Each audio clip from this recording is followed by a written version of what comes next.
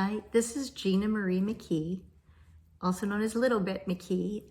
Basically, originally I was intending to figure out how to take us into the next generation of money and financing with cryptocurrency and blockchain, but decided first to focus on personal finance because that's where you really get the empowerment and the ability to have some extra money to invest in some things that are considered speculative, but in my mind, everything that we're investing in is speculative. So that's what this channel is about. But right now I'm focusing on the personal finance piece. And today I'm going to be talking about assets and liabilities and really the necessity to track it. And I track mine annually. The last time I did it was December, a few months ago, December of 2020. I usually do it in the spring, February, March, but I had some major financial changes around that time. We sold our home, fixed up this cottage, totally renovated it, and moved into the cottage. We did some creative financing with my husband's building for his business. So things changed, and I wanted to start right there. But I mean, I'll give you. I'm going to be putting this up, and I'll have it up here in a little bit. But I want to talk about the concept of asset and liabilities, and you're going to find different things online, and however you choose to look at it is fine, but just stay consistent so that when you're tracking year to year. I know that when people look at the home you live in, like, is that really an asset? Is that really a liability? It's not an investment where you're getting money off it for sure. Your personal home is not an investment vehicle unless you want to look at it long term. It's a way so you're not spending that money, and then if you decide to cash it in later and downsize, or cash it in later and rent. And that's really why I consider a house, the equity in your house, an asset. So let's say you had a house that was currently valued at $100,000 and you put $30,000 of your money into it, and it's appreciated now. So let's say it's $130,000.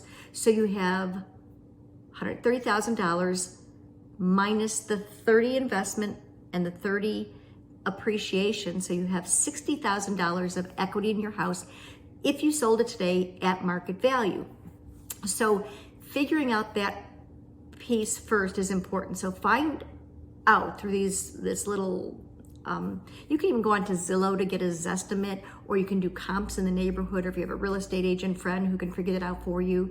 Zillow is pretty good to go with. Figure out your equity. So it's what your house is worth minus your mortgage amount. So that's your equity, and put that in your asset column. And you'll see on the left side are the assets, and then the bottom, because mine's really changed, I don't really have any liabilities, except we did take out a mortgage on this house when we moved in because the interest rates are so cheap. So I'm going to borrow that money from the bank essentially, so then I have my other money to invest in cryptocurrency and Bitcoin especially. So I'm using the bank's money at a low interest rate. So that's why we have a mortgage on this house. So I do have a liability still, even at this, I'm 62. My husband's going to be 69. So we decided to take that on because we're always about making the smart financial move. That's why we are where we are today. Is every financial decision we've made has been something that's been well thought out and looked at from all angles. So then you go through and you list all your assets. And what I mean by it is, if I sold it now, if I liquidated it now, what would that cash value be in US currency? So that's how I figure out my assets. So I put all when we had rental houses, they were listed there, whatever the equity was in the rental house. Sometimes we had mortgages on them, sometimes we didn't. We owned them outright, but that was the value. So all my retirement accounts, if I cash them out now, if I cashed out insurance policies that have a cash value, what that would be. My husband's classic cars, and we do it in the current state. Now we have values in the current state, and then also when they're totally renovated.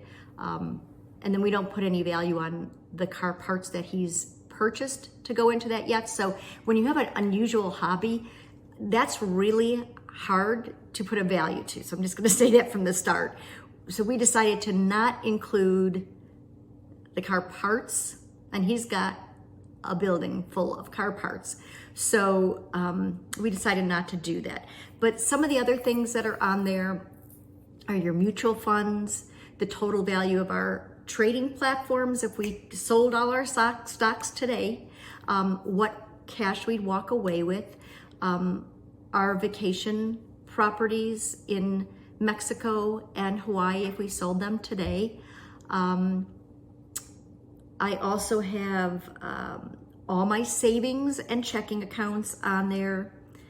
My husband's, all his like a deferred comp associated with his job if he liquidated it, a drop program, the cash value of, I have a pension that really doesn't have a cash value, but I have it divided into two, so the cash value of the other side.